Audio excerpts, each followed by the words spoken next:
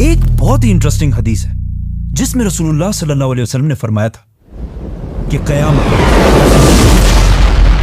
तब तक नहीं आएगी जब तक तुम मुसलमान ऐसे लोगों से नहीं लड़ोगे जिनकी शक्लें बिल्कुल रेड लाल होंगी, उनके नाक बिल्कुल फ्लैट होंगे, उनकी छोटी छोटी आंखें होंगी और चेहरे बिल्कुल शील्ड्स की तरह फ्लैट होंगे और जिनके जूते बालों से बने होंगे। नाउ रसूलुल्लाह सल्लल्लाहु अलैहि वसल्लम ने इस हदीस के बाद अपनी वफात तक पूरे अरब को फतह कर लिया था और मुसलमानों की एम्पायर पूरे अरब में फैल चुकी थी, जिसके बाद खिलाफत राशिदा के 30 सालों में अबू बकर, उमर, उस्मान और अली की खिलाफत में मुसलमानों ने पहली बार अरब से निकलकर इंसानों की तारीख की सबसे बड़ी एम्पायर बनाई और पहली बार मुसलमान दुनिया के सुपर पावर बने। लेकिन सिर्फ 30 साल हुकूमत के बाद खिलाफत राशिदा खत्म कर दी गई और खिलाफत एक खानदान बनु उमैया के कंट्रोल में आई, जिन्होंने फिर मुसलमानों की इस एम्पायर पर 90 ईयर्स तक हुकूमत की और इसे राशिदून खिलाफत की इस साइज से बढ़ाकर इतने इलाके तक पहुंचा दिया। उमैया खिलाफत ने इतने बड़े इलाके को तो फतह कर लिया था, लेकिन बनु उमैया की खिलाफत में एक बहुत बड़ा मसला था कि यह खिलाफत सिर्फ और सिर्फ अरबों की थी, जिसमें नॉन अरब लोगों की कोई हैसियत नहीं थी। इस हद तक अरब कि इतनी बड़ी एम्पायर के बावजूद अरब हमेशा इस पूरी एम्पायर में बाकी अवाम से बहुत कम मिलते थे और किसी नॉन अरब को अरब से शादी करना इम्पॉसिबल था। और बनु उमैया की गवर्नमेंट में सारे पोस्ट सिर्फ अरबों के पास थे। ये उसी तरह था जिस तरह आज यूएई और सऊदी में पाकिस्तानियों और इंडियंस को ट्रीट किया जाता है। इस सब से तंग आकर उमैया खिलाफत के खिलाफ उनके मुल्क के अंदर से ही बगावत हुई और एक और खानदान अब्बासियों ने खिलाफत संभाली, जो रसूलुल्लाह सल्लल्लाहु अलैहि वसल्लम के चचा हजरत अब्बास रज़ियल्लाहु तआला अन्हु की औलाद थे। अब अब्बासियों के टाइम पर ही मुसलमानों की ताकत अपनी पीक तक पहुंची, जिसे वेस्ट में इस्लामिक गोल्डन एज के नाम से जाना जाता है, जब बगदाद अब्बासी खिलाफत का कैपिटल दुनिया की सबसे ताकतवर सिटी थी। अब्बासी खिलाफत ने दुनिया की सुपर पावर होने के साथ साथ एक बहुत ही यूनिक काम किया कि उन्होंने अपने कैपिटल बगदाद के अंदर दुनिया की सबसे बड़ी लाइब्रेरी बनाई, जिसे हाउस ऑफ विजडम कहा जाता था। और इस लाइब्रेरी को दुनिया की बेहतरीन किताबों, स्टोरीज और पोइट्री से भर दिया, जिसकी वजह से दुनिया के सारे इंटेलेक्चुअल लोग, साइंटिस्ट, पोइट्स, आर्टिस्ट्स सब अपने इलाके छोड़कर यहाँ इस सिटी में जमा होने लगे। अब्बासी खलीफा ने इस हाउस ऑफ विजडम में एक पोर्शन ट्रांसलेशन के लिए बनाया, ताकि यहाँ पर लोग बैठकर दुनिया के पुराने अजीम लोगों की राइटिंग्स को अरबी जबान में ट्रांसलेट कर सके। और जब ये ट्रांसलेशन शुरू हुई तो आहिस्ता आहिस्ता अरबी जबान दुनिया की सबसे ताकतवर जबान बनने लगी, जिस तरह आज इंग्लिश जबान है। अब्बासी खिलाफत ने दुनिया में पहली बार साइंटिस्ट को अपने रिसर्च करने के लिए फंडिंग करना शुरू की, जिसकी वजह से दुनिया में बड़े बड़े मुसलमान साइंटिस्ट सामने आए, जैसे कि बगदाद के इस हाउस ऑफ विजडम का हेड, जिसका नाम था अल-ख्वारिज़मी, A man named Al-Khwarizmi, जिन्होंने पहली बार दुनिया में अलजबरा इंट्रोड्यूस किया, was one of the greatest mathematicians of all time, a Muslim, worked in the golden age of Islam. जो आज भी दुनिया के साइंस में बहुत बड़ी इंपॉर्टेंस रखता है। अब्बासी खिलाफत में साइंस के साथ साथ आर्ट्स भी बहुत आगे बढ़ा और इसी दौर में अल्फ लैल व लैल जैसी किताब लिखी, 1001 Nights, जिसमें ऐसी स्टोरीज लिखी गई जिन पर आज तक हॉलीवुड में मूवीज बनाई जाती हैं। For example Aladdin, Ali Baba, They all know about Alibaba. और सिम्बाद वगैरह। इन शॉर्ट मुसलमान दुनिया के सुपर पावर थे और इन्हें चैलेंज करने वाला दुनिया में कोई भी नहीं था। लेकिन जब भी हिस्ट्री में कोई एम्पायर इस लेवल तक पहुंचती है तो उससे आगे सिर्फ एक ही रास्ता होता है, डिक्लाइन। हुआ यूं कि अब्बासियों से पहले उमैया खिलाफत एज वी नो कि सिर्फ अरबों की खिलाफत थी, लेकिन अब्बासी खिलाफत उमैया से बिल्कुल ऑपोजिट थी। मतलब इस खिलाफत के दौर में एम्पायर के हर कोने से लोग गवर्नमेंट में शामिल थे, पर्शियंस, टर्क्स, ग्रीक सब। और एक अब्बासी खलीफा ने तो तुर्कों की एक बहुत पावरफुल फौज भी बनाई, सल्जूक फौज। और ये फौज टाइम गुजरने के साथ साथ इतनी स्ट्रांग हो गई कि इसने अब्बासी खिलाफत को मजबूत करने के बजाय खिलाफत का सारा कंट्रोल अपने हाथ में ले लिया, जिसके बाद खलीफा सिर्फ एक नाम का खलीफा था और मुल्क की सारी ताकत सल्जूक फौज के पास थी। ये ऐसा है जैसे आज किसी मुल्क का प्राइम मिनिस्टर सिर्फ नाम का प्राइम मिनिस्टर हो और मुल्क की सारी ताकत किसी और के पास हो। सॉरी। सल्जूक फौज के कंट्रोल के बाद इसी फौज की वजह से आहिस्ता आहिस्ता अब्बासी खिलाफत कमजोर होती गई और उनकी इस इतनी बड़ी एम्पायर में हर तरफ बगावतें स्टार्ट होने लगी, जिससे आखिर ये इतनी बड़ी एम्पायर छोटे छोटे हिस्सों में डिवाइड हो गई, जिसकी वजह से मुसलमानों के हाथ से पहली बार फलस्तीन छीन लिया गया। इस सबसे बहुत साल पहले पहली खिलाफत में जब हजरत उमर रज़ियल्लाहु तआला अन्हु इन सारे इलाकों को फतह कर रहे थे तो उन्होंने क्रिश्चियंस की सबसे होली सिटी जेरूसलम को भी फतह कर लिया था। उसके बाद अगले 450 साल तक किसी की भी हिम्मत नहीं हुई थी कि वो फलस्तीन मुसलमानों से ले सके। लेकिन जब अब्बासी खिलाफत कमजोर हो गई और मुसलमान बहुत छोटे हिस्सों में डिवाइड हो गए, तो इस टाइम का यूरोप के क्रिश्चियंस ने फुल फायदा उठाया और यरूशलेम फलस्तीन को मुसलमानों के हाथ से छुड़ाने के लिए एक बहुत बड़ी जंग स्टार्ट की, the crusades, the mightiest battle between Christianity and Islam. और आखिर 1099 में उन्होंने फलस्तीन और जेरूसलम फतह करने के बाद हजारों मुसलमानों, बच्चे, औरतें, बूढ़ों को शहीद कर दिया और उनके घरों को आग लगा दी। एक किताब में तो ये तक लिखा है कि क्रूसेडर्स ने मुसलमान माओं से उनके बच्चे छीनकर बड़ी बड़ी बिल्डिंग से नीचे फेंक दिए। मुसलमानों ने इन क्रूसेडर्स से भागकर घरों और मस्जिदों में छुपने की कोशिश की, लेकिन क्रूसेडर्स ने बजाय इसके कि उनको निकाला जाए, क्रूसेडर्स ने उन घरों को बाहर से आग लगा दी, जिससे हजारों मुसलमान जलकर राख हो गए। अगर आप सोचेंगे कि इतना जालिम कोई कैसे हो सकता है, तो आज भी फलस्तीन में यही सब कुछ एग्जैक्टली इसी तरह हो रहा है। क्रिश्चियंस के जुल्म से कुछ ही मुसलमान वहां से बचकर निकले और ये मुसलमान मस्जिद अक्सा से उस पुराने कुरान मजीद को भी अपने साथ लेकर गए जो हजरत उस्मान के दौर में लिखा गया था। इस सब जुल्म के बावजूद दुनिया में मुसलमानों का ऐसा कोई लीडर भी नहीं था जो फलस्तीन को दोबारा फतह कर सके। लेकिन फलस्तीन खोने के सिर्फ 40 साल बाद इराक में एक आम से सोल्जर नजमुद्दीन अयूब के घर में एक बच्चा पैदा हुआ। यूसुफ सलाहुद्दीन अयूबी के नाम से याद किया जाता है। सलाहुद्दीन अयूबी 25 साल की एज में अपने चाचा के साथ इराक छोड़कर इजिप्ट की तरफ गए और वहां आहिस्ता आहिस्ता बहुत लंबी स्ट्रगल के बाद इजिप्ट के बादशाह सुल्तान बन गए। ये बहुत लंबी कहानी है, इसे फिर करेंगे।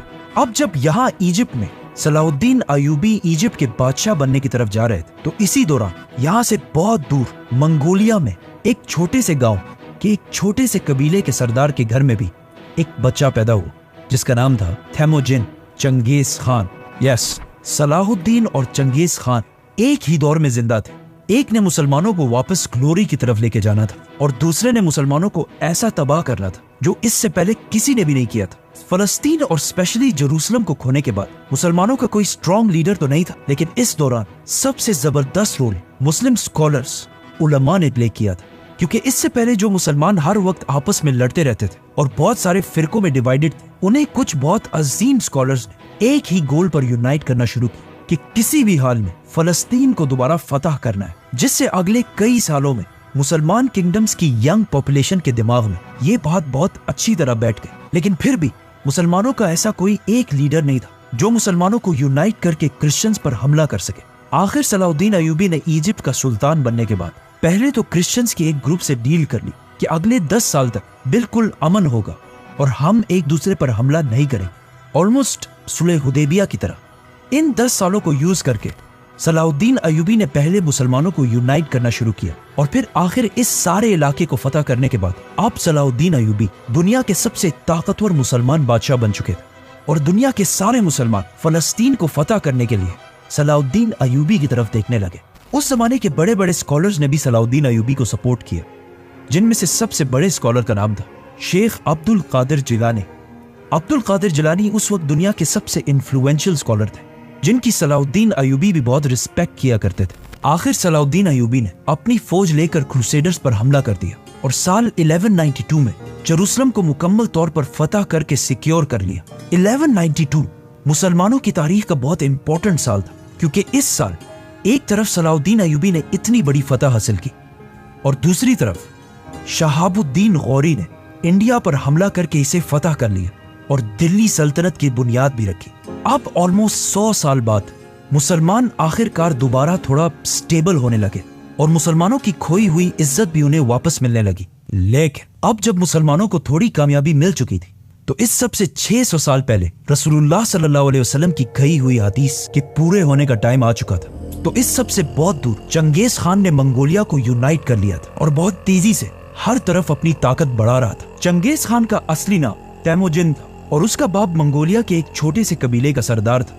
लेकिन तेमोजिन के बचपन में एक दूसरे कबीले ने उसके बाप को सीक्रेटली जहर देकर मार दिया था, जिसके बाद तेमोजिन और उसका पूरा खानदान बहुत सख्त जिंदगी गुजारता रहा। और कहा जाता है कि एक वक्त में तेमोजिन चाइना में किसी और का गुलाम बनकर भी रहा, लेकिन फिर तेमोजिन ने आखिर वापस मंगोलिया आकर अपने कबीले को यूनाइट किया और आहिस्ता आहिस्ता उसकी ये मंगोल एम्पायर बढ़ने लगी और इतनी बड़ी हो गई कि मंगोलियंस ने तेमोजिन को एक बहुत बड़ा टाइटल दिया, चंगेज खान, जिसका मतलब है सबसे बड़ा बादशाह। खान, ये नाम खान इससे पहले टर्किश जबान में भी यूज किया जाता था, लेकिन चंगेज खान की वजह से ये नाम पूरी दुनिया में हमेशा के लिए फेमस हो गया। मतलब कुछ सर्वेस के मुताबिक आज दुनिया में 2.5 करोड़ लोग ऐसे हैं जिनके नाम में खान आता है, जैसे कि शाहरुख खान, आमिर खान और ऑफ कोर्स इमरान खान।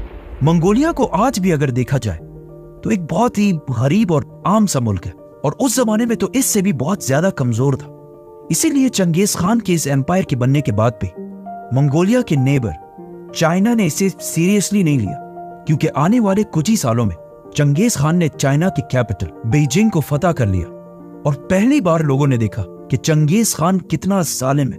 और उसके जुल्म की कहानियां तो हम सब ने सुनी है कि वो लोगों के सर काटकर उसके पिरामिड्स बनाया करता था। लेकिन ये जुल्म चंगेज खान का कोई शौक नहीं था, इस जुल्म से उसे बहुत बड़ा फायदा था। मतलब उसने अपनी पूरी फौज को 10 आदमियों के ग्रुप्स में डिवाइड किया, और फिर 10 से 100, और फिर 100 से 1000, और 1000 से 10,000 के ग्रुप्स। नाउ चंगेज खान ने अपनी आर्मी के लिए एक रूल बनाया था कि हर 10 लोगों के ग्रुप में अगर एक बंदा भी जंग छोड़कर भाग जाएगा तो उसके ग्रुप के बाकी 9 लोगों के सर काट दिए जाएंगे, जिससे चंगेज खान की आर्मी के सोल्जर्स एक दूसरे को जंग से भागने ही नहीं देते थे, और जो भी भागने की कोशिश करता था उसे उसकी आर्मी खुद ही मार देती थी।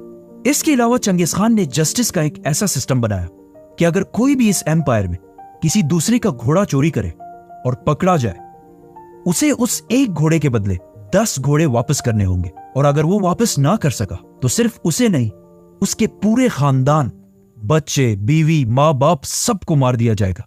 इस तरह चंगेज खान की ये जालिम एम्पायर बहुत तेजी से फैलने लगी, और आखिर मुसलमानों की एक एम्पायर ख्वारिज्म से टकरा गई। पहले तो चंगेज खान का कोई इरादा नहीं था कि वो मुसलमानों से जंग करे, इसीलिए उसने ख्वारिज्म के बादशाह की तरफ दोस्ती का पैगाम लेकर एक डेलीगेशन भेजा। लेकिन ख्वारिज्म के बादशाह ने उन सारे लोगों को गिरफ्तार कर लिया, जिसकी वजह से उन्हें रिहा करने के लिए चंगेज खान ने अपने एम्बेसडर को बादशाह की तरफ भेजा, लेकिन बादशाह ने उस एम्बेसडर का सर काट दिया।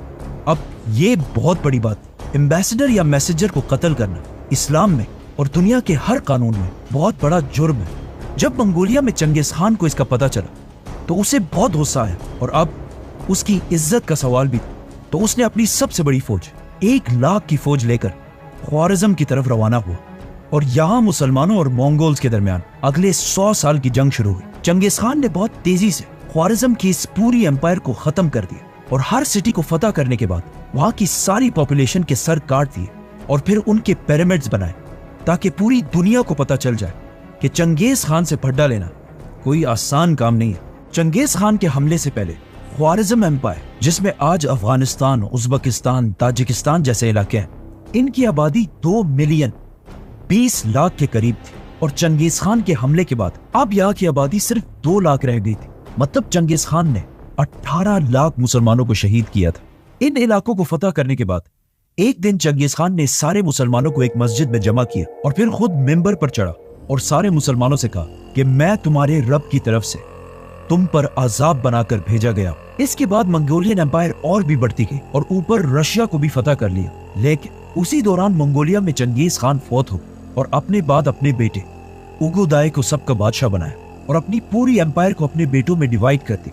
लेकिन चंगेज खान के जाने के बाद भी मंगोल एम्पायर हर तरफ फैलती गई, और आखिर बहुत साल बाद चंगेज खान के पोते हलाकू खान ने एक और बहुत बड़ी फौज तैयार की, और उसे लेकर बगदाद अब्बासी खिलाफत के कैपिटल की तरफ बढ़ने लगा, जो उस वक्त दुनिया की सबसे बड़ी और सबसे पावरफुल सिटी थी। अब चाहिए तो ये था कि उस वक्त के मुसलमान यूनाइट होकर मंगोल से लड़ते, लेकिन उस वक्त के मुसलमान इतने फिरकों में डिवाइड हो चुके थे कि मंगोल एम्पायर से लड़ने से ज्यादा वो एक दूसरे से डिबेट्स और मुनाजरों में ज्यादा इंटरेस्टेड थे। हलाकू खान ने हर तरफ से बगदाद को घेर लिया, और फिर आखिर 1258 बगदाद को मुसलमानों से छीन लिया और मुसलमानों के खलीफा को कत्ल कर दिया, जिसके बाद अब्बासी खिलाफत 500 साल तक हुकूमत करने के बाद हमेशा के लिए खत्म।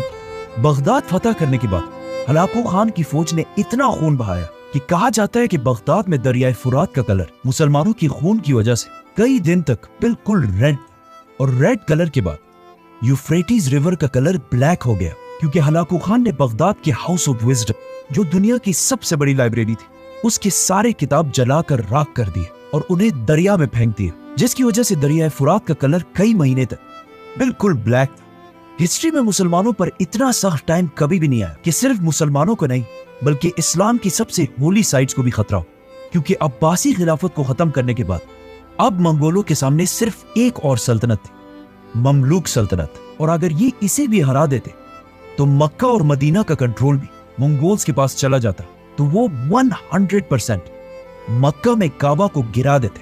बट ऐसा नहीं हुआ। जब मंगोल्स बगदाद फतह करके आगे बढ़े तो ये देखकर इजिप्ट के ममलूक सुल्तान ने अपने जनरल बेबर्स के साथ मंगोलों से लड़ने का फैसला किया। सुल्तान को सबने समझाने की कोशिश की कि मंगोलों से लड़ना इम्पॉसिबल काम है, क्योंकि उस जमाने के लोगों और कुछ बड़े बड़े स्कॉलर्स ने भी ये कह दिया था कि ये मंगोल ही असल में याजूज माजूज है और बस इसके कुछ ही अरसे बाद कयामत आने वाली, तो इनसे जीतना नामुमकिन है। लेकिन फिर भी सुल्तान और उसका जनरल बेबर्स मंगोलों के खिलाफ एक फौज जमा करने लगे। अब इसी दौरान मंगोलिया में हलाकू खान का भाई, जो उस वक्त पूरे मंगोल एम्पायर का बादशाह था, मार दिया गया। तो हलाकू खान मजबूरन अपनी बड़ी फौज लेकर वहां से वापस चला गया और एक छोटी फौज को यहाँ पर छोड़ा। और आखिर फलस्तीन में एन जालूत के मकाम पर मंगोल्स और मुसलमानों की फौज आमने सामने हुई। ये एन जालूत इलाका फलस्तीन में है और इसे एन जालूत इसलिए कहा जाता है क्योंकि यहूदियों के मुताबिक ये वही एग्जैक्ट जगह है जहाँ पर इससे हजारों साल पहले दाऊद अलैहिस्सलाम ने एक बहुत बड़े वॉरियर जालूत को हराया था। और अगेन अब हजारों साल बाद यहाँ एग्जैक्टली ऐसा ही हुआ कि कमजोर मुसलमानों ने पहली बार द ग्रेट मंगोल एम्पायर को बहुत बुरी तरह हरा दिया और मंगोल एम्पायर की एक्सपेंशन को हमेशा के लिए रोक दिया। मतलब ये जंग हारने के बाद मंगोल एम्पायर कभी भी इससे आगे नहीं बढ़ी। ये थी मंगोल्स और मुसलमानों की जंग, जिसका इससे बहुत साल पहले रसूलुल्लाह सल्लल्लाहु अलैहि वसल्लम ने पहले ही बता दिया था, जो आखिर एन जालूत की जंग के साथ खत्म हो गई। लेकिन फिर भी मुस्लिम दुनिया के एक बहुत बड़े हिस्से पर मंगोल्स का कंट्रोल था और उन्हें दुनिया में कोई भी चैलेंज नहीं कर सकता। लेकिन फिर आहिस्ता आहिस्ता यही मंगोल यहाँ के रिलीजन इस्लाम को स्टडी करने लगे और आखिर इतना इम्प्रेस हुए कि सारा मंगोल खानदान जो इन इलाकों में आबाद था मुसलमान हो गया और ये सारे इलाके दोबारा इस्लाम के कंट्रोल में आए। अगर आप चंगेज खान की औलाद के सारे नाम देखें तो पहले इन सारों के नाम बिल्कुल मंगोल नाम, जैसे कि ओगोदाय, जोची, हलागू, लेकिन आहिस्ता आहिस्ता इनके नाम मंगोल से मुसलमान नाम होने लगे, जैसे कि मोहम्मद, तैमूर, यूनुस और बाबर। क्योंकि इंडिया पर बहुत साल हुकूमत करने वाली मुगल एम्पायर इसी चंगेज खान की औलाद में से थी। हजरत उमर और चंगेज खान में एक बात कॉमन है कि इन्होंने अपने जमाने की सबसे बड़ी और सबसे ताकतवर एम्पायर्स बनाई थी। लेकिन इन दोनों एम्पायर्स में एक बहुत बड़ा डिफरेंस है कि आज चंगेज खान को सिर्फ एक जालिम के तौर पर याद किया जाता है, लेकिन हजरत उमर को पूरी दुनिया एक ग्रेट लीडर मानती है। सब्सक्राइब।